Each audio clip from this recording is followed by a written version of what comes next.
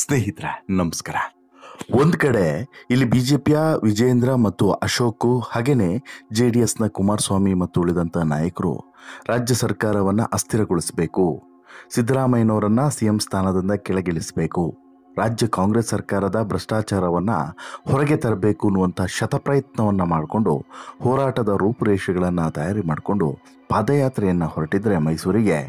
ಇನ್ನೊಂದು ಕಡೆ ಇಲ್ಲಿ ಬಿಜೆಪಿಯ ಪ್ರಮುಖರು ಮತ್ತು ಬಿಜೆಪಿಯ ಅಧ್ಯಕ್ಷರು, ರಾಜ್ಯದ ಅಧ್ಯಕ್ಷರು ಆಗಿರುವಂತಹ BY ವಿಜೇಂದ್ರ ಹಾಗೆಯೇ ಯಡಿಯೂರಪ್ಪ ಇವರ ಈ ಸೇಡಿನ ರಾಜಕಾರಣ, ದ್ವೇಷದ ರಾಜಕಾರಣ ಮತ್ತು ಈ ಕುಟುಂಬ ರಾಜಕಾರಣದ ವಿರುದ್ಧ ಈಗ ಸಮರವನ್ನು ಸಾರಿರುವಂಥ ಸಮಾನ ಮನಸ್ಕರು ಒಂದು ತಂಡವನ್ನು ರಚಿಸಿಕೊಂಡು ದೊಡ್ಡ ಸಭೆಯನ್ನೇ ಮಾಡುವಂಥ ಮುನ್ಸೂಚನೆಯನ್ನು ಕೊಟ್ಟಿದ್ದಾರೆ. ಜೊತೆಗೆ ರಾಜ್ಯ ಬಿಜೆಪಿ ನಾಯಕರಿಗೆ ಬಿಸಿ ಮುಟ್ಟಿಸೋದಕ್ಕೆ ತಯಾರಿಯನ್ನು ಶುರು ಮಾಡಿದ್ದಾರೆ ಅನ್ನೋದು ಈಗ ಗೊತ್ತಾಗ್ತಿದೆ. ಜೊತೆಗೆ ರಾಜಕೀಯ ವಲಯದಲ್ಲಿ ಇದು ಭಾರಿ ಸಂಚಲನಕ್ಕೂ ಕೂಡ ಕಾರಣ ಆಗಿದೆ. ಯಾಕಂತ ಹೇಳಿದ್ರೆ ಮೊನ್ನೆ ನಡೆದಂತಹ ಮೀಟಿಂಗ್, ಹೌದು ಗುರುವಾರ ನಡೆದಂಥ ಒಂದು ಮೀಟಿಂಗು ಈಗ ಈ ಎಲ್ಲದಕ್ಕೂ ಕೂಡ ಇಂಬನ್ನು ನೀಡುವಂತಿದೆ. ಇಂಬನ್ನು ನೀಡೋದು ಮಾತ್ರವಲ್ಲ, ಈ ಮೀಟಿಂಗ್ನಲ್ಲಿ ಭಾಗವಹಿಸಿದ್ದ ಒಬ್ಬೊಬ್ಬರು ಕೂಡ ಬಿಜೆಪಿಯ ಒಂದಷ್ಟು ನಾಯಕರ ವಿರುದ್ಧ ಅಸಮಾಧಾನವನ್ನು ಹೊಂದಿರೋರೇ ಅನ್ನೋದನ್ನು ಗಮನಿಸಬೇಕು. ಆದರೆ ಇದಕ್ಕೆ ಅವರು ಕೊಡುವಂಥ ಸಬೂಬೆ ಬೇರೆ, ಆದರೆ ಹೊರಗಡೆ ಬರ್ತಿರುವಂಥ ಇನ್ಫಾರ್ಮೇಷನ್ಸೇ ಬೇರೆ. ಏನದು? ಜೊತೆಗೆ ಇವರ ತಯಾರಿಗಳು ಏನು? ಇಷ್ಟರ ಮಟ್ಟಿಗೆ ತಯಾರಿಯನ್ನು ಮಾಡ್ಕೊಳ್ತಿರೋದು ಯಾಕೆ? ದೊಡ್ಡದೇನಾದರೂ ಪ್ಲಾನನ್ನು ಹಾಕ್ಕೊಂಡಿದ್ದಾರಾ? ಇದೆಲ್ಲದ್ರ ಬಗ್ಗೆ ಕೂಡ ಕಂಪ್ಲೀಟ್ ಮಾಹಿತಿಯನ್ನು ನಿಮ್ಮ ಮುಂದೆ ಇಡ್ತಾ ಹೋಗ್ತೀನಿ. ಅದಕ್ಕಿಂತ ಮುಂಚೆ ನೀವಿನ್ನೂ ಕೂಡ ನಮ್ಮ ಚಾನಲನ್ನು ಸಬ್ಸ್ಕ್ರೈಬ್ ಮಾಡಿಲ್ಲ ಅಂದರೆ ದಯವಿಟ್ಟು ಕೂಡ ಸಬ್ಸ್ಕ್ರೈಬ್ ಮಾಡಿ ಸ್ನೇಹಿತರೆ. ರಾಜ್ಯದಲ್ಲಿ ರಾಜ್ಯ ಕಾಂಗ್ರೆಸ್ ಸರ್ಕಾರದ ವಿರುದ್ಧ ಕಾಂಗ್ರೆಸ್ ಸರ್ಕಾರದಲ್ಲಿ ಆದಂತಹ ಎರಡು ದೊಡ್ಡ ಭ್ರಷ್ಟಾಚಾರದ ವಿರುದ್ಧ ಈಗ ಹೋರಾಟ ನಡೀತಿದೆ. ಹೋರಾಟವನ್ನು ಪಾದಯಾತ್ರೆಯಾಗಿ ಈಗಾಗಲೇ ಬಿಜೆಪಿಯ ವರಿಷ್ಠರು, ಅದರಲ್ಲೂ ಕೂಡ ರಾಜ್ಯದ ಅಧ್ಯಕ್ಷರಾಗಿರುವಂಥ ವಿಜೇಂದ್ರ ಮತ್ತು ವಿಪಕ್ಷ ನಾಯಕನಾಗಿರುವಂಥ ಅಶೋಕ್, ಹಾಗೆಯೇ ಪ್ರಮುಖವಾಗಿ JDSನ ಕೇಂದ್ರ ಸಚಿವರು ಕೂಡ ಆಗಿರುವಂತಹ ಕುಮಾರಸ್ವಾಮಿ ಸೇರಿದಂತೆ ಹಲವಾರು ಜನ ನಾಯಕರು ಪ್ಲಾನ್ ಮಾಡಿ ಸ್ಟ್ರಾಟರ್ಜಿ ಮಾಡಿ ಈಗಾಗಲೇ ಪಾದಯಾತ್ರೆಯನ್ನು ಹೊರಟಿದ್ದಾರೆ ಬೆಂಗಳೂರಿನಿಂದ ಮೈಸೂರಿಗೆ.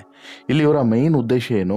ಈ ಭ್ರಷ್ಟಾಚಾರವನ್ನು ಜನರಿಗೆ ಪರಿಚಯ ಮಾಡಿಸ್ಬೇಕು, ಕಾಂಗ್ರೆಸ್ ಎಷ್ಟು ದೊಡ್ಡ ಭ್ರಷ್ಟಾಚಾರವನ್ನು ಮಾಡಿದೆ ಅನ್ನೋದನ್ನು ತಿಳಿ ಹೇಳಬೇಕು ಅಥವಾ ಜನರಿಗೆ ಗೊತ್ತು ಮಾಡಿಸಬೇಕು. ಜೊತೆಗೆ CM ಸಿದ್ದರಾಮಯ್ಯ ರಾಜೀನಾಮೆಯನ್ನು ಕೊಡಬೇಕು ಅನ್ನೋಂಥದ್ದು ಪ್ರಮುಖವಾದಂಥ ಉದ್ದೇಶ ಇವರದ್ದು. ಇದು ಒಂದು ಭಾಗ. ಇನ್ನು ಎರಡನೇ ಭಾಗ, ಇವರಿಲ್ಲಿ ಪಾದಯಾತ್ರೆಯನ್ನು ಹೊರಟಿದ್ರೆ ಈ ಪಾದಯಾತ್ರೆಯ ಮತ್ತೊಂದು ಭಾಗವಾಗಿ ಅಥವಾ ಪಾದಯಾತ್ರೆಗೆ ಟಕ್ಕರನ್ನು ಕೊಡುವ ಭಾಗವಾಗಿ ಬಿಜೆಪಿಯಲ್ಲೇ ಅಸಮಾಧಾನದ ಹೊಗೆ ಇದೆಯಲ್ಲ, ಇದು ನಿಧಾನವಾಗಿ ಈಗ ಕಿಚ್ಚಾಗಿ ದೊಡ್ಡ ಜ್ವಾಲೆಯಾಗುವಂಥ ಎಲ್ಲ ಲಕ್ಷಣವೂ ಕೂಡ ಕಾಣಿಸ್ತಿದೆ. ಅದಕ್ಕೆ ಕಾರಣವಾಗಿರುವಂಥದ್ದು ಬೆಂಗಳೂರಿನಲ್ಲಿ ಗುರುವಾರ ನಡೆದಂಥ ಒಂದು ಮೀಟಿಂಗ್. ಹೌದು, ಬಿಜೆಪಿಯ ಅತೃಪ್ತ ಶಾಸಕರಾದಂತಹ ಬಸವನಗೌಡ ಪಾಟೀಲ್ ಯತ್ನಾಳ್ ಮತ್ತು ರಮೇಶ್ ಜಾರಕಿಹೊಳಿ ಅವರು ಈ ಕೇಸರಿ ಪಕ್ಷದ ಹಿರಿಯ ನಾಯಕ BS ಯಡಿಯೂರಪ್ಪ ಮತ್ತು ಅವರ ಪುತ್ರ BY ವಿಜೇಂದ್ರ ವಿರುದ್ಧ ಈಗಾಗಲೇ ಬಂಡಾಯವನ್ನು ಸಾರಿದ್ದಾರೆ. ಅವರು ನಮ್ಮ ನಾಯಕರು ಅಲ್ವೇ ಅಲ್ಲ ಅನ್ನುವಂತಹ ನೇರವಾದಂತಹ ಸಂದೇಶವನ್ನು ರವಾನೆ ಮಾಡಿರೋದು ಮಾತ್ರವಲ್ಲದೆ ಸಮಾನ ಮನಸ್ಕ ನಾಯಕರ ತಂಡವನ್ನು ಕಟ್ಟುವಂತಹ ಪ್ರಯತ್ನಕ್ಕೆ ಕೈಯನ್ನು ಹಾಕಿದ್ದಾರೆ. ಇದಕ್ಕೆ ಗುರುವಾರ ಚಾಲನೆಯನ್ನು ಕೂಡ ಕೊಟ್ಟಿದ್ದಾರೆ. ಜೊತೆಗೆ ಇದು ಬಂಡಾಯದ ಬಾವುಟ ಅನ್ನುವಂತಹ ಸಂದೇಶವನ್ನು ಕೂಡ ರವಾನಿಸಿದ್ದಾರೆ. ಆದರೆ ಇದೇ ಸಭೆಯಲ್ಲಿ ಭಾಗವಹಿಸಿದ್ದಂತಹ ಒಬ್ಬ ವ್ಯಕ್ತಿ ಮಾತ್ರ ಇಲ್ವೇ ಇಲ್ಲ, ಇದು ಸಮಾನ ಮನಸ್ಕರ ಸಭೆ ಅಷ್ಟೇ, ಯಾವ ಬದನೆಕಾಯಿ ಬಂಡಾಯನೂ ಇಲ್ಲ ಅನ್ನೋದನ್ನು ಸಾರಿ ಹೇಳುವಂಥ ಪ್ರಯತ್ನವನ್ನು ಮಾಡ್ತಿದ್ರು ಕೂಡ ಅದು ಅಷ್ಟರ ಮಟ್ಟಿಗೆ ಸಕ್ಸಸ್ ಆಗಿಲ್ಲ.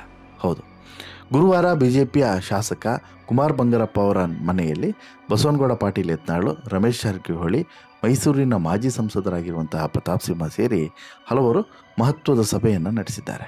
ಬಿಜೆಪಿ ಹೇಗೆ ಅಪ್ಪ ಮಕ್ಕಳ ಪಕ್ಷವಾಗಿತ್ತು, ಜೊತೆಗೆ ಇವತ್ತಿಗೆ ಕಂಪ್ಲೀಟ್ ಪಕ್ಷದ ಹಿಡಿತ ಇರೋದು ಅಪ್ಪ ಮಕ್ಕಳ ಕೈಯಲ್ಲಿ.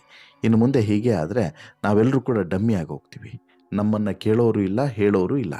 ಈಗಾಗಲೇ ಅದೊಂದು ಪಟಾಲಮ್ಮನ್ನು ಕಟ್ಕೊಂಡಿದ್ದಾರೆ ಯಾರು? ವಿಜೇಂದ್ರ. ಅವರು ಹೇಳಿದಂತಹ ಮಾತುಗಳು ಮಾತ್ರ ಅಲ್ಲಿ ನಡೆಯುತ್ತೆ, ಬೇರೆ ಯಾರೇ ಏನೇ ಸಜೆಷನ್ ಕೊಟ್ಟರು ಕೂಡ ಸ್ವೀಕರಿಸೋದಿಲ್ಲ, ಅದ್ಯಾವುದು ಕೂಡ ಅಲ್ಲಿ ನಡೆಯೋದು ಇಲ್ಲ. ಜೊತೆಗೆ ಎಲ್ಲವೂ ಕೂಡ ಅವರಿಗೆ ಬೇಕು, ಅಪ್ಪ ಮಕ್ಕಳಿಗೆ ಬೇಕು. ಬೇರೆಯವರು ಸುಮ್ಮನೆ ಜಸ್ಟ್ ಕೆಲಸ ಮಾಡಬೇಕು, ಆಮೇಲೆ ತೆಪ್ಪಗಿರಬೇಕು.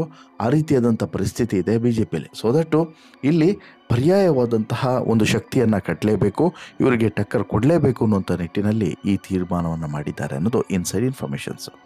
ಇನ್ನು ಈಗಾಗಲೇ ಬಹಿರಂಗವಾಗಿ ಸಮರ ಸಾರಿರುವಂಥ ಯತ್ನಾಳು ವಿಧಾನಸಭೆಯ ಒಳಗೂ ಕೂಡ ಬಿಡ್ತಿಲ್ಲ, ಹೊರಗೂ ಕೂಡ ಬಿಡ್ತಿಲ್ಲ. ಹೊರಗೆ ಇತ್ತೀಚೆಗೆ ಎರಡು ಗಂಭೀರ ಆರೋಪವನ್ನು ಮಾಡ್ತಾರೆ. ವಿಧಾನಸಭೆ ಚುನಾವಣೆಯಲ್ಲೂ ಕೂಡ ಮತ್ತು ಕಳೆದ ಲೋಕಸಭೆ ಚುನಾವಣೆಯಲ್ಲೂ ಕೂಡ BS ಯಡಿಯೂರಪ್ಪ ಮತ್ತು ಅವರ ಮಕ್ಕಳು ಪಕ್ಷ ವಿರೋಧಿ ಚಟುವಟಿಕೆಯನ್ನು ನಡೆಸಿದ್ದಾರೆ ಅಂಥೇಳಿ ಆರೋಪವನ್ನು ಮಾಡಿದ್ದಾರೆ.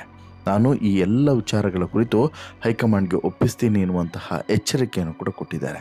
ಇತ್ತ ಬಿಜೆಪಿ ಹೈಕಮಾಂಡ್ ನಾಯಕರ ಭೇಟಿಗೆ ಮೊದಲು ಕರ್ನಾಟಕದಲ್ಲಿ ಪಕ್ಷದ ಭವಿಷ್ಯದ ಬಗ್ಗೆ ಚರ್ಚಿಸುವಂತಹ ಸಮಾನ ಮನಸ್ಕರ ನಾಯಕರೊಂದಿಗೆ ಒಂದು ವಾರದಲ್ಲಿ ದೊಡ್ಡ ಸಭೆಯನ್ನು ನಡೆಸಲಾಗುವುದು ಅಂತ ಹೇಳಿ ಯತ್ನಾಳ್ ಹೇಳಿದ್ದಾರೆ.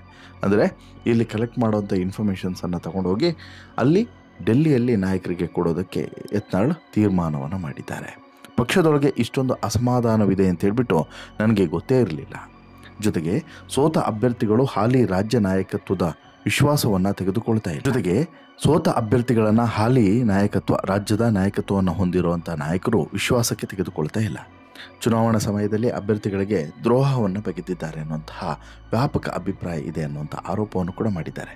ಇನ್ನು ಮೂಡಾ ಹಗರಣಕ್ಕೆ ಸಂಬಂಧಿಸಿದಂತೆ ಬೆಂಗಳೂರಿನಿಂದ ಮೈಸೂರಿಗೆ ಪಾದಯಾತ್ರೆ ನಡೀತಿರುವ ಬಗ್ಗೆ ಗೊಂದಲದ ಹೇಳಿಕೆಗಳನ್ನು ಈಗಾಗಲೇ ನೀಡ್ತಾ ಬಂದಿದ್ದಾರೆ ಈ ಎರಡೂ ಟೀಮ್ನವರು ಕೂಡ. ಇದರಲ್ಲಿ ಈ ಟೀಮ್ನವರಂತೂ ಕಂಪ್ಲೀಟಾಗಿ ಈ ಪಾದಯಾತ್ರೆಯ ವಿರುದ್ಧವಾಗಿದ್ದಾರೆ. ಯಾಕಂತ ಹೇಳಿದರೆ ಇದು ಸೆಟ್ಟಿಂಗ್ ಮಾಡ್ಕೊಂಡಿರೋ ಪಾದಯಾತ್ರೆ. ಇದು ಡಿ ಕೆ ಶಿವಕುಮಾರ್ ಮತ್ತು ವಿಜೇಂದ್ರ ಇಬ್ಬರು ಕೂಡ ಅಡ್ಜಸ್ಟ್ಮೆಂಟ್ನ ಸಾಕ್ಷಿಯಾಗಿ ಈ ಪಾದಯಾತ್ರೆ ನಡೀತಿರುವಂಥದ್ದು. ಹೀಗಾಗಿ ಇದನ್ನು ಅಷ್ಟು ಸೀರಿಯಸ್ ಆಗಿ ತೆಗೆದುಕೊಳ್ಬೇಕಾಗಿಲ್ಲ ಅನ್ನೋದು ರಮೇಶ್ ಜಾರಕಿಹೊಳಿ ಮೊನ್ನೆ ಹೇಳಿದರು. ಜೊತೆಗೆ ಇಲ್ಲಿ ಬಳ್ಳಾರಿಯ ಕಡೆಗೆ ಪಾದಯಾತ್ರೆಯನ್ನು ಮಾಡಬೇಕು. ಆ್ಯಕ್ಚುಲಿ ಮೂಡಗಿಂತನೂ ದೊಡ್ಡ ಹಗರಣ ವಾಲ್ಮೀಕಿ ಹಗರಣ, ಅದ್ರ ಬಗ್ಗೆ ಸೀರಿಯಸ್ನೆಸ್ಸನ್ನು ತೆಗೆದುಕೊಳ್ಬೇಕಾಗಿತ್ತು. ಅದನ್ನು ಬಿಟ್ಕೊಂಡು ಇಲ್ಲಿ ಸಿದ್ದರಾಮಯ್ಯನವರ ವಿರುದ್ಧವಾಗಿ ಷಡ್ಯಂತ್ರವನ್ನು ಮಾಡ್ತಿದ್ದಾರೆ ಅನ್ನೋದು ಸ್ಪಷ್ಟವಾಗಿ ರಮೇಶ್ ಜಾರಕಿಹೊಳಿ ಅವರು ಹೇಳ್ತಿರುವಂಥ ಸಂದೇಶ ಅಂತಲೇ ಹೇಳ್ಬೋದು. ಇನ್ನು ಯತ್ನಾಳ್ ಮತ್ತು ಜಾರಕಿಹೊಳಿ ವಿರುದ್ಧ ಸಾಕಷ್ಟು ಜನ ಅಸಮಾಧಾನವನ್ನು ವ್ಯಕ್ತಪಡಿಸುತ್ತಿದ್ದಾರೆ. ಇತ್ತ DCM ಡಿ ಕೆ ಶಿವಕುಮಾರ್ ಸೂಚನೆಯಂತೆ ಪಾದಯಾತ್ರೆಯನ್ನು ಮಾಡಲಾಗ್ತಿದೆ ಅನ್ನುವಂಥ ಗಂಭೀರ ಆರೋಪವನ್ನು ಈ ಹಿಂದೆನೂ ಕೂಡ ಯತ್ನಾಳ್ ಮಾಡಿದರು. ಮೈಸೂರು ನಿವೇಶನ ಹಂಚಿಕೆ ಹಗರಣದಲ್ಲಿ ಬಿಜೆಪಿ ಗಮನ ಹರಿಸಿರೋದ್ರ ಬಗ್ಗೆ ಅಸಮಾಧಾನ ವ್ಯಕ್ತಪಡಿಸಿರುವಂಥ ಜಾರಕಿಹೊಳಿ ಎಸ್ಟಿ ಅಭಿವೃದ್ಧಿ ನಿಗಮದ ಹಣದ ದುರುಪಯೋಗನ ಎತ್ತಿ ಹಿಡಿಯೋದಲು ಬೆಂಗಳೂರಿನಿಂದ ಬಳ್ಳಾರಿವರೆಗೆ ಪಾದಯಾತ್ರೆಯನ್ನು ಮಾಡಿಸಬೇಕಿತ್ತು. ಅದು ಬಿಟ್ಕೊಂಡು ಇಲ್ಲಿ ಮಾಡಿರೋದು ವೈಯಕ್ತಿಕ ಕಾರಣವೇ ಹೊರತು ಬೇರೆ ಏನೂ ಕೂಡ ಇಲ್ಲ. ಹಾಗೆಯೇ ಇಲ್ಲಿ ಮೂಡಾ ಹಗರಣ ಅನ್ನುವಂಥದ್ದು ದೊಡ್ಡ ಹಗರಣ ಏನಲ್ಲ, ವಾಲ್ಮೀಕಿ ಹಗರಣಕ್ಕೆ ಕಂಪೇರ್ ಮಾಡಿದ್ರೆ ಅನ್ನುವಂಥದ್ದು ಇಲ್ಲಿ ಜಾರಕಿಹೊಳಿ ಅವರ ಮಾತು. ಇದರ ಜೊತೆಗೆ ಬಸವನಗೌಡ ಪಾಟೀಲ್ ಯತ್ನಾಳ್ ಸರ್ಕಾರದ ಈ ಭ್ರಷ್ಟಾಚಾರದ ವಿರುದ್ಧದ ಹೋರಾಟ ಇದೆಯಲ್ಲ, ಇದು ಪಕ್ಷದಲ್ಲಿರುವಂಥ ಅಸಮಾಧಾನದ ಬಗ್ಗೆ ಹೊರಗಡೆ ಆಗ್ತಾ ಇದೆ ಅನ್ನೋದು ಸ್ಪಷ್ಟವಾಗಿ ಗೊತ್ತಾಗ್ತಿದೆ ಸರ್. ಇಲ್ಲಿ ಪ್ರಮುಖವಾಗಿ ವಿಜೇಂದ್ರಗೆ ಬೇಕಾಗಿರೋದೇ ಬೇರೆ, ಜೊತೆಗೆ ಇನ್ನೊಂದು ಟೀಮ್ಗೆ ಬೇಕಾಗಿರೋದೇ ಬೇರೆ. ವಿಜೇಂದ್ರ ಟಾರ್ಗೆಟ್ ಏನು ಅನ್ನೋದು ನಮ್ಮೆಲ್ಲರಿಗೂ ಕೂಡ ಗೊತ್ತು. ಎಲ್ಲ ಪಕ್ಷದ ಎಲ್ಲ ಹಿರಿಯರ ವಿಶ್ವಾಸಕ್ಕೆ ತೆಗೆದುಕೊಂಡು ಜೊತೆಗೆ ಎಲ್ಲರೂ ಹೇಳಿದಂತೆ ಕೇಳಿ ಆಮೇಲೆ ಎಲ್ಲರೂ ಕೊಡುವಂಥ ಒಪಿನಿಯನನ್ನು ಸ್ವೀಕರಿಸಿ ನಂತರ ಒಂದು ಸಿದ್ಧತೆಯನ್ನು ಮಾಡ್ಕೊಬೇಕಾಗಿತ್ತು. ಇದೇನಾಗಿದೆ ಅಂತ ಹೇಳಿದ್ರೆ ಅವರಷ್ಟಕ್ಕೆ ಅವರು ತೀರ್ಮಾನವನ್ನು ಮಾಡ್ತಾರೆ, ಅವ್ರ ಜೊತೆಗಿದ್ದವರು ಒಂದು 4 ಜನರಿಗೆ ಕೇಳ್ತಾರೆ, ಫೈನಲ್ ಮಾಡ್ತಾರೆ, ನಂತರ ಘೋಷಣೆಯನ್ನು ಮಾಡ್ತಾರೆ. ಈ ರೀತಿ ಮಾಡಿದ್ರೆ ಸಂಘಟನೆ ಹೇಗೆ ಕಟ್ಟೋಕ್ಕೆ ಸಾಧ್ಯ, ನಡೆಯೋಕ್ಕೆ ಸಾಧ್ಯ ಸರ್ ಅಂತಲೂ ಕೂಡ ಪ್ರಶ್ನೆಯನ್ನು ಮಾಡ್ತಿದ್ದಾರೆ. ಜೊತೆಗೆ ಇದು ಇಲ್ಲಿಗೆ ನಿಲ್ಲುವಂಥ ಲಕ್ಷಣವೂ ಕೂಡ ಇಲ್ಲ ಅನ್ನುವಂಥ ಮುನ್ಸೂಚನೆಯನ್ನು ಕೂಡ ಕೊಡಲಾಗ್ತಿದೆ. ಹಾಗಂದ ಮಾತ್ರಕ್ಕೆ ಇವರು ಪಕ್ಷವನ್ನು ಬಿಡ್ತಾರೆ ಅಥವಾ ಪಕ್ಷದಿಂದ ಹೊರಗಡೆ ಹೋಗ್ತಾರೆ ಅನ್ನೋದು ಕೂಡ ಅಸಾಧ್ಯ. ಯತ್ನಾಳ್ ಮತ್ತು ಜಾರಕಿಹೊಳಿ ವಿರುದ್ಧ ವಿಜೇಂದ್ರ ಕತ್ತಿ ಮಸೀತಿರ್ಬೋದು ಮತ್ತು ಅವರನ್ನು ಪಕ್ಷ ವಿರೋಧಿ ಚಟುವಟಿಕೆ ಹಿನ್ನೆಲೆಯಲ್ಲಿ ವಜಾ ಮಾಡ್ತೀವಿ ಅನ್ನುವಂಥ ಘೋಷಣೆಯನ್ನು ಮಾಡ್ಬೋದು, ಏನೇ ಮಾಡ್ಬೋದು. ಆದರೆ ಅಷ್ಟು ಸುಲಭ ಅಲ್ಲ ಅದು. ಬಟ್ ಯತ್ನಾಳ್ಗೆ ಒಂದು ದೊಡ್ಡ ಶಕ್ತಿ ಇರುವಂಥದ್ದು ಹೈಕಮಾಂಡ್ನ ಬಲ. ಹೈಕಮಾಂಡ್ ಜೊತೆಗೆ ಯತ್ನಾಳ್ ಒಳ್ಳೆ ಸಂಪರ್ಕವನ್ನು ಇಟ್ಕೊಂಡಿದ್ದಾರೆ. ಹೀಗಾಗಿ ಅಷ್ಟೆಲ್ಲ ವಿರೋಧವಾದಂಥ ಮಾತುಗಳನ್ನು ನೇರಾನೇರವಾಗಿ ಈವನ್ ವಿಧಾನಸಭೆಯ ಒಳಗಡೆನೂ ಕೂಡ ಮಾತನಾಡಿದ್ದಾರೆ. ಅಷ್ಟು ಧೈರ್ಯವಾಗಿ ಮಾತಾಡ್ತಿದ್ದಾರೆ ಅಂತ ಹೇಳಿದ್ರೆ ಅವರಿಗೆ ಅಷ್ಟು ಬ್ಯಾಕ್ ಸಪೋರ್ಟ್ ಇದೆ ಅನ್ನೋದು ಮಾತ್ರ ಸ್ಪಷ್ಟ. ಹೀಗಾಗಿಯೇ ಇಲ್ಲಿ ಯತ್ನಾಳ್ ಅವರ ಬಾಯಲ್ಲಿ ಇಂಥ ಮಾತುಗಳು ವಿಜೇಂದ್ರ ವಿರುದ್ಧ ಮತ್ತು ಯಡಿಯೂರಪ್ಪನವರ ವಿರುದ್ಧ ಬರ್ತಿದೆ ಅನ್ನೋದು ಸ್ಪಷ್ಟ. ಬಟ್ ಇದು ಇಲ್ಲಿಗೆ ನಿಲ್ಲೋದಿಲ್ಲ. ಪ್ರತಾಪ್ ಸಿಂಹ ಏನೋ ಇಲ್ಲ ಇದು ಭಿನ್ನಮತ ಅಲ್ಲ, ಸಮಾನ ಮನಸ್ಕರ ಸಭೆ ಹಾಗೆ ಹೀಗೆ ಬದನೆಕಾಯಿ ಏನೇ ಹೇಳಿದ್ರು ಕೂಡ ಇದು ಇಲ್ಲಿಗೆ ನಿಲ್ಲೋದಿಲ್ಲ ಅನ್ನೋದು ಸ್ಪಷ್ಟ. ಜೊತೆಗೆ ಇದು ಇನ್ನೊಂದು ಹಂತಕ್ಕೆ ಹೋಗ್ತದೆ. ಆಗ ಬಹುಶಃ BJP ಒಡೆದ ಮನೆ ಆದರೂ ಕೂಡ ಅಚ್ಚರಿಲ್ಲ. ಈಗ ಜಸ್ಟ್ ಬಿರುಕು ಬಿಟ್ಟಿದೆ, ಮುಂದೆ ಒಡೆಯೋದಂತೂ ಕನ್ಫರ್ಮು. ಬಿರುಕು ಬಿಟ್ಟಂಥ ಜಾಗ ಅಷ್ಟೂ ಕೂಡ ಪ್ಯಾಚ್ ಹಾಕೋದು ಅಷ್ಟು ಸುಲಭ ಅಲ್ಲ. ಇದನ್ನು BJP ಹೈಕಮಾಂಡ್ ಹೇಗೆ ನಿಭಾಯಿಸುತ್ತೆ ಅನ್ನೋದು ಈಗ ಸದ್ಯಕ್ಕಿರುವಂಥ ಕುತೂಹಲ. ಜೊತೆಗೆ BJPಯಲ್ಲಿ ಆ ರೀತಿ ಏನಾದರೂ ಆಯಿತು ಅಂದರೆ ಗಿಚ್ಚಾಟನೆ ಆಯಿತು ಅಂತ ಹೇಳಿದ್ರೆ ರಮೇಶ್ ಜಾರಕಿಹೊಳಿ ಇರ್ಬೋದು, ಯತ್ನಾಳ್ ಇರ್ಬೋದು, ಪ್ರತಾಪ್ ಸಿಂಹ ಇರ್ಬೋದು, ಮಧು ಬಂಗಾರಪ್ಪ ಇರ್ಬೋದು, ತಮ್ಮ ದಾರಿಯನ್ನು ತಾವು ನೋಡಿಕೊಂಡ್ರು ಕೂಡ ಅಚ್ಚರಿ ಪಡಬೇಡಿ ಅನ್ನೋದನ್ನು ಈ ಮೂಲಕ ಸ್ಪಷ್ಟವಾಗಿ ಹೇಳ್ಬೋದು. ನಿಮಗೇನು ಅನಿಸುತ್ತೆ ಸ್ನೇಹಿತರೆ ಈ ಬೆಳವಣಿಗೆಯ ಬಗ್ಗೆ ನಿಮ್ಮ ಅಭಿಪ್ರಾಯ ದಯವಿಟ್ಟು ಕಮೆಂಟ್ ಮಾಡಿ ತಿಳಿಸಿ. ಜೊತೆಗೆ ಈ ಸ್ಟೋರಿ ಇಷ್ಟ ಆಯಿತು ಅಂತ ಹೇಳಿದ್ರೆ ಲೈಕ್ ಮಾಡಿ, ಶೇರ್ ಮಾಡಿ, ಚಾನಲ್ಗೆ ಸಬ್ಸ್ಕ್ರೈಬ್ ಆಗೋದನ್ನು ಮರಿಬೇಡಿ. ಧನ್ಯವಾದ.